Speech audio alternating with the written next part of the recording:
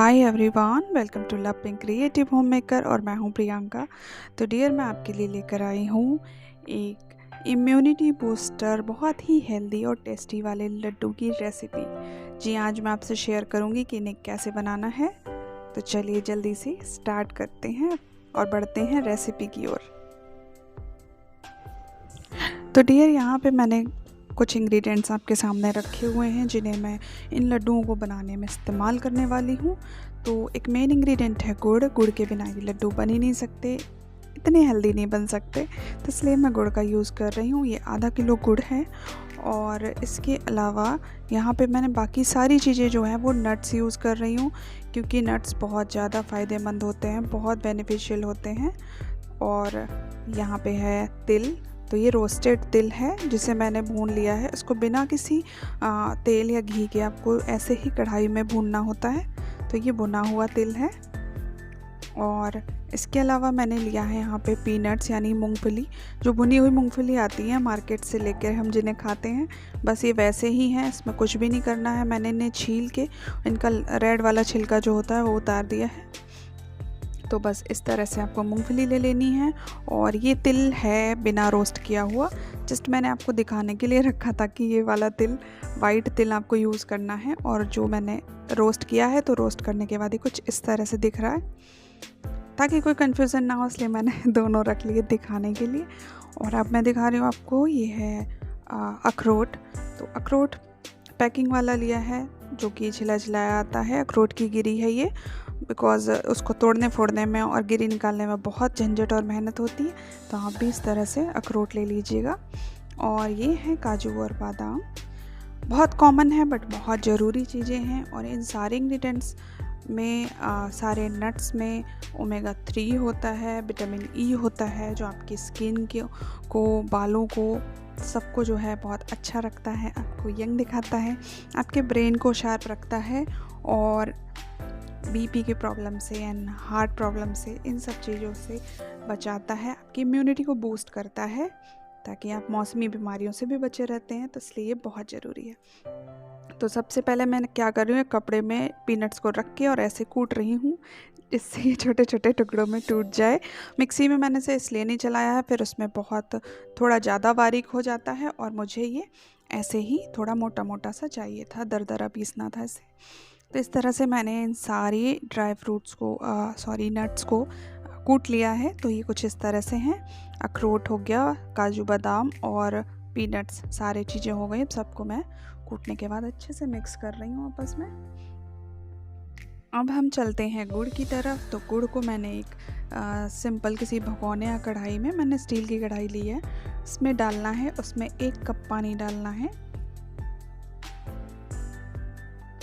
1 cup पानी डालना है, और जस्ट मेल्ट होने देना है। कोई 1 तार 2 तार की चाशनी नहीं बनानी है, सिर्फ गुड़ मेल्ट हो जाएगी तो इस तरीके का सिरप तैयार हो जाएगा, जैसा अभी आप स्क्रीन पे देख रहे हैं। बस इतना ही काफ़ी है, और हमें इसमें एक्स्ट्रा कोई एफर्ट्स नहीं डालने हैं, जस्ट गुड़ को मेल्ट कर लेना है सिंपल तरीके से।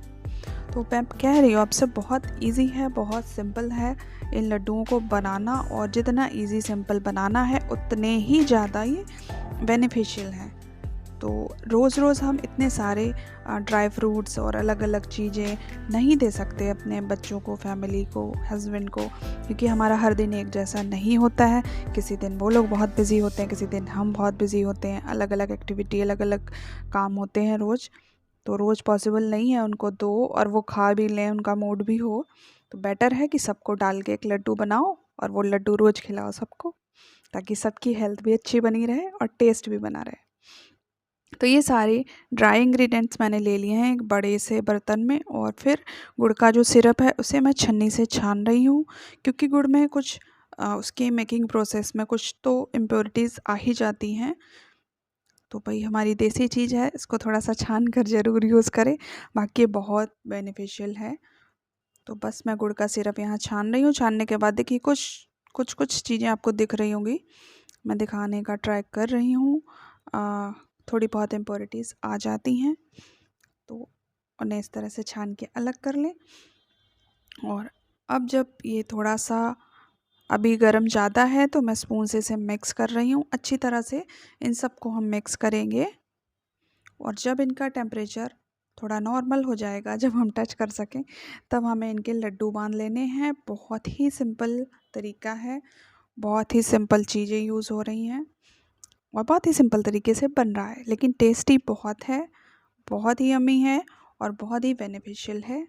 विंटर्स में वैसे ही अच्छे से अच्छे, बड़े से बड़े डाइटिशियन हमेशा सलाह देते हैं, हमारे बड़े बुज़ुर्ग, हमारी फैमिली में सब यही कहते हैं कि हाँ, ड्राई फ्रूट्स खाने चाहिए। एक मुट्ठी ड्राई फ्रूट्स तो खाने ही चाहिए, एक मुट्ठी नट्स खाने ही चाहिए विंटर्स में। इनके बहुत सारे फ़ायदे होते हैं। तो लेकिन इतना झंझट भरा काम हो जाता है, मुश्किल हो जाता है। बच्चे बहुत मूडी होते हैं, कई बार नहीं भी खाते हैं या चूज़ी होते हैं, उन्हें बस अपनी पसंद का खाना है। जैसे मेरा बेटा है, वो काजू बादाम तो खा लेगा लेकिन अखरोट नहीं खाता है। तो फिर ऐसे लोगों के लिए ये सबसे बेस्ट चीज़ है।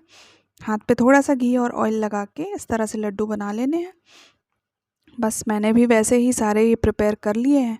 अब इसमें तिल भी है, पीनट्स भी है, काजू है, बादाम है, अखरोट है, मतलब वो सारी चीज़ें हैं जो बेटे को पसंद हैं और जो नहीं पसंद हैं वो भी हैं। तो अब तो वो खाएगा ही खाएगा।